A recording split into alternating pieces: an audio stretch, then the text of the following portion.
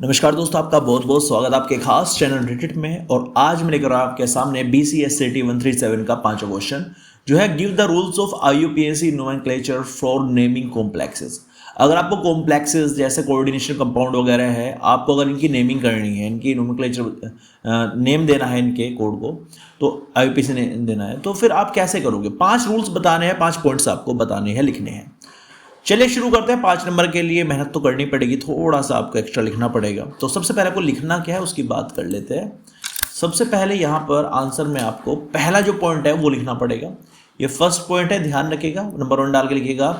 तो रूल्स जो है, पहला रूल जो है, if the complex is a salt the cation is named first followed by the name of the anion. For example, in naming K2PtCl6, we shall name potassium first followed by the name of the anion. In another example of CuNS3 4Cl2, the name of the cation CuNS3 4 2+ will be placed before chloride ion.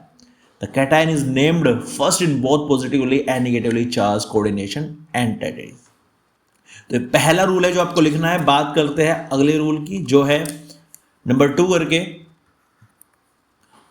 For the complex entity, whether it is a cationic, anionic or neutral form, the name of the ligand is put before the name of the metal atom, but you have to follow the reverse order while writing the formula of the compound. For example, in CuNS3 4Cl2, we shall name the 4 ammonia molecules first followed by copper, and finally the presence of chloride is mentioned. But in writing the formula, copper is written before ammonia molecules. बात करें अगर तीसरे rule की, वो है systematic and alternative names for some common ligands are given in the table 4.2। ये आपको avoid करना है, ये आपको अवॉइड करना है, ये आपको नहीं लिखना है।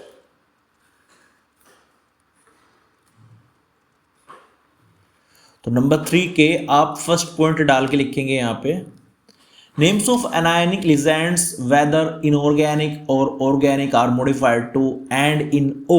In general, if the anion name ends in IDE, the ITE and ATE, the final E is replaced by O, giving IDO, ITO and ATO respectively. In particular, alcoholates, thiolates, phenolates, carboxylate, partially dehydrogenated amines, phosphanes, etc. are in the category. Also, it follows that halide ligands are named fluorido, chlorido, bromido, and irido. And coordinated cyanides is named cyanido in its complexes, except for those of molecular hydrogen. Hydrogen is always treated as ionic. Hydrido is used for hydrogen coordinating to all elements including boron.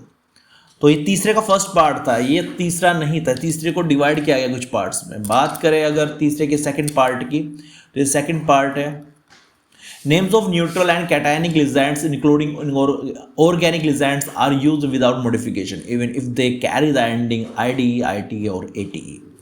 अगर third part की बात करें, third की बात, ये third का second था, ये थर्ड का थर्ड है। 5 लिखने का टोटल, ध्यान रखिएगा। Enclosing marks are required for neutral and cationic ligands named for names of inorganic anions ligands containing multiplicative prefixes such as triphosphato, for compositional names such as carbon disulfide, for names of substituted organic ligands even if there is no ambiguity in their uses, and where necessary to avoid ambiguity.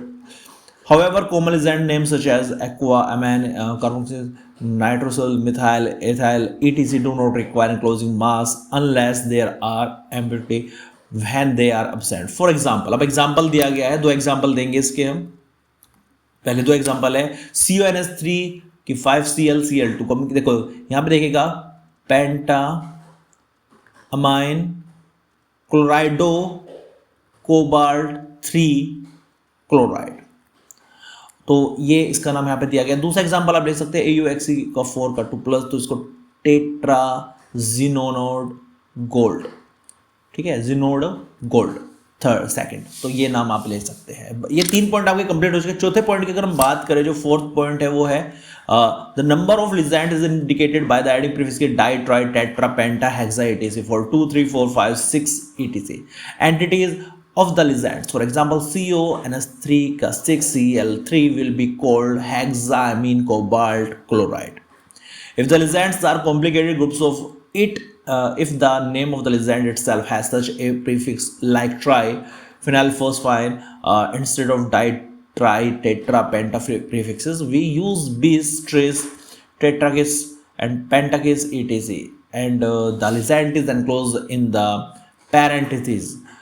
For instance, COCS3, COCSCO, CS3 के twice is called bis acetonato copper second.